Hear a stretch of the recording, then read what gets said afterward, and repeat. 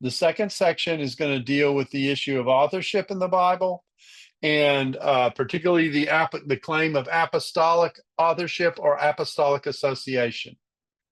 Because there are disputes about the origin of the gospel's authors. No gospel names its author. So that's the first point to be made. We don't have any note on any gospel, signed by John or signed by Matthew, or I, Matthew, wrote this gospel. We don't have anything like that. What we have is the record of tradition, and that tradition is consistent in all four cases about who those authors are: Matthew, Mark, Luke, and John. So the question becomes, can we trust that those claims? And the question we're asking is, ultimately, do the Gospels themselves have apostolic roots?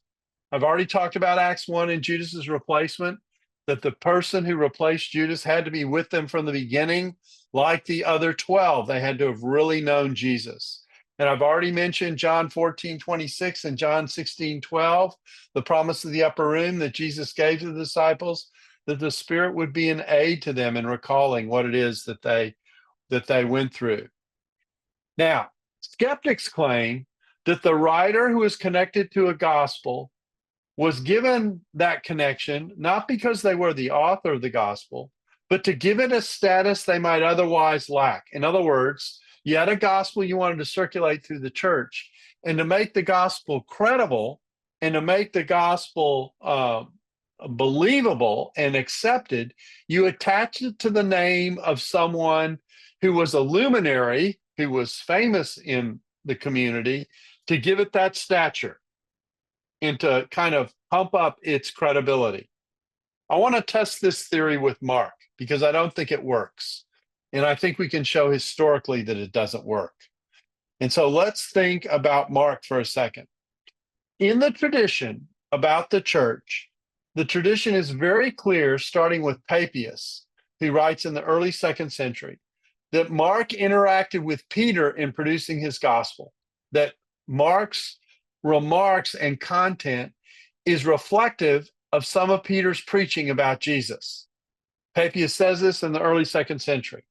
I forgot to mention one other thing about the Gospels that's important, and that is the superscriptions that come with the Gospels that are attached to the manuscripts, that a gospel is according to, and then whoever the figure is, according to Mark or according to Matthew or according to Luke or according to John.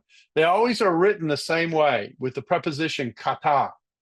Martin Hingel argued that the superscriptions, which we have on our manuscripts to the Gospels, are early. In fact, he thinks they could predate the 2nd century. Because once you got multiple Gospels circulating in the church, you had to be able to identify which Gospel you were talking about. So the superscriptions at the beginning of a manuscript, or perhaps a subscription at the end, that says this is the Gospel according to, and then whoever the author is, would name the author. And I've already mentioned that the tradition is consistent. We don't have any record anywhere of debates about who the author of the 4 Gospels were. It's always Matthew, Mark, Luke, and John. So let's test this theory with Mark. I've got the tradition, and the tradition is that according to critics, is we don't know who the author is, so we can pick a name, any name we want, and attach it to the gospel to lift up its status. So in the case of the 2nd gospel, the choices that the tradition gives me are Mark and Peter. Now, what do we know about Mark? We know basically 2 things about Mark, maybe 3.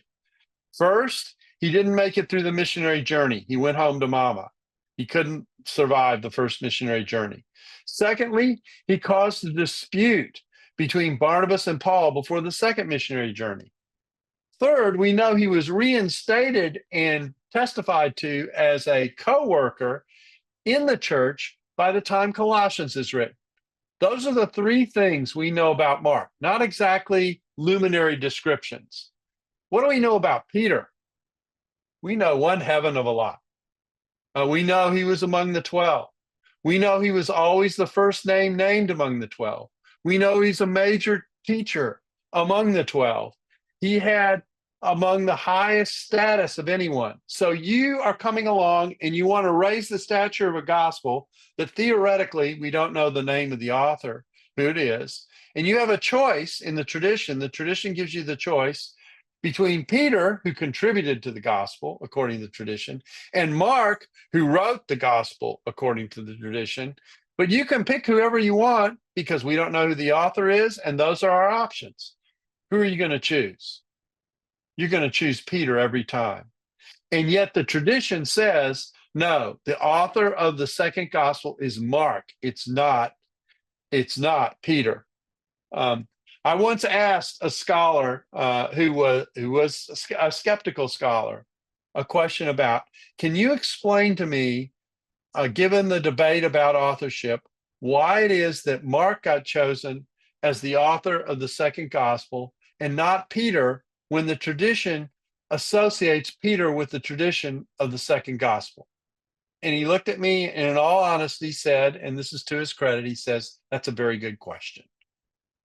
So I don't think the theory works of filling in the answer of who the author of I think the tradition knows something and is communicating that by the way in which this is passed on.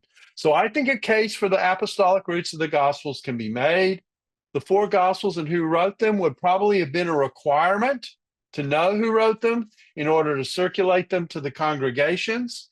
Those who are responsible for circulating the Gospels and saying, we commend these for your use in hearing about Jesus, probably would want to know who was responsible for the writing of it and would know who the responsible person was for writing it before they would go into circulation. And the testimony of the early church is consistent on who the writers were. There is no debate, even in places where there's potential debate about who the author was. So let me put it this way. Let's use Luke for the example for this. In Luke and Acts, the argument is that that Luke is the author of, the tradition says, Luke is the author of Luke and Acts. The argument comes from the idea of two things put together. The we sections tell us of someone who is a co-worker of Paul, who was with him some of the time of his ministry, but who is not named as an individual figure by name anywhere else in Acts. That's who the author's got to be. Now, if you do that, you've got all kinds of candidates: Epaphras, Epaphroditus, Philemon, Tertius. You've got a lot of people who fit that category. And yet, the tradition, if you're picking names out of a hat of someone who fits that description, because the argument is the way they guessed who Luke was to take someone who had hung out with Paul, ministered with Paul, but wasn't explicitly named in Acts. I just gave you a list of a handful of people. The list is actually bigger of people who could qualify. But the only name who shows up in the tradition as having written Luke is Luke, even though you have all those choices. So where does that consistency come from? So the argument here is that the consistency of the way these authors are named in the Gospels is related to the tradition's knowledge about who wrote it. And the superscriptions point in this direction, the consistency of the testimony when there are many candidates point in this direction, and the argument that you attach a name to lift up the stature of a gospel. It doesn't work for at least two of them. It doesn't work for Mark, and it doesn't work for Luke, because the only thing we know about Luke, beyond the fact that he's the author, at least the supposed author of Luke and Acts, is he was a doctor. That's it. Not exactly a mammoth commendation for putting someone in an author's role. The testimony of the church probably knew something, and that's why they said these are the Gospels according to. With regard to the Gospel of John, I'll just say this much, and that is that B.F. Westcott, in writing a commentary on John and discussing the authorship, goes through an argument in which he makes the case for who the beloved disciple is and connects the beloved disciple to John through a series of steps through internal evidence in the gospel. Again, it's someone who isn't named. It's someone who's close to Jesus. It's someone who reflects Judaism. It's someone who's a disciple and among one of the 12. He goes through and tries to show the case for how the Gospel of John shows this until he eventually narrows it down to John the Apostle. So that's how I would commend that idea. And Matthew has the same traditional stamp of being the one who is consistently named as the author of the first gospel, with no other candidates put forward. So I think the gospels have credibility as being rooted in either apostles or in people who knew and could interact with the apostles. Luke, for example, talks about having searched everything carefully from the beginning in his prologue. So that explains the origins of the gospels.